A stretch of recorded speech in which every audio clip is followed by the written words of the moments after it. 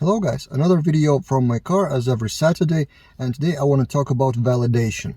But not specifically Laravel validation and validation rules, but more broadly, asking you the question, are you going extra mile and doing extra effort to prevent human errors in the validation? Recent example I had, my friend told me he was waiting at the hospital for a doctor's appointment for extra half an hour and no one was calling him to get inside the doctor's appointment office, and he was just sitting and wondering why. Apparently, when he was called, there was a human error that no one actually ticked the checkbox somewhere in the software that he arrived. Therefore, no one was calling him, right? It may sound a silly and even stupid example, but imagine a typical workflow in the hospital with a lot of moving parts. People are gathering, crowds are gathering, doctors may be a bit late with something. It's really hard to predict everything, but everything should be on schedule. It's hospital. We're saving lives here. So some human error may happen.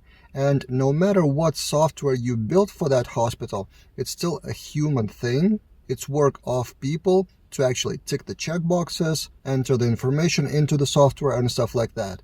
So, as a software developer, could you predict that something may go wrong, that some human on the other side of the software, some user, may forget something, may miss something important?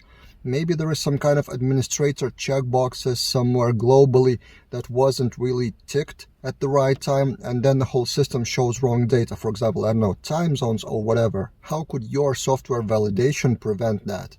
Usually in those types of systems, there are checks like every hour or so, checking if something is wrong in the system and then notifying someone like administrator or something like, have you not forgotten to do this or that action? But this is exactly what I'm talking about, the extra mile in your software.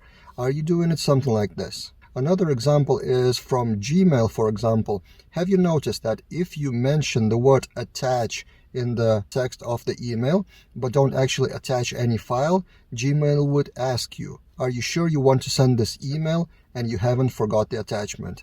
I love this feature. So many times I did forget to attach a file, although I intended to do that inside of the email text. And you can find more examples of this extra mile validation.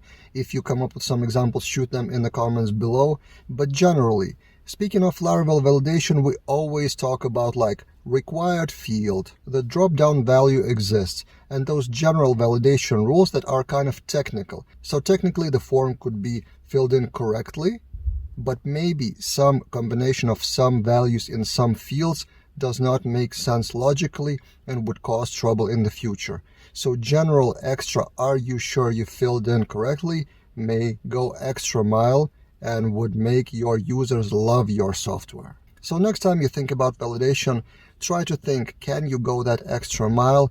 It doesn't cost a lot of time just to think about your users a bit more. That's it, the message for this time. Happy validating your data for your customers and users, and see you guys in other videos.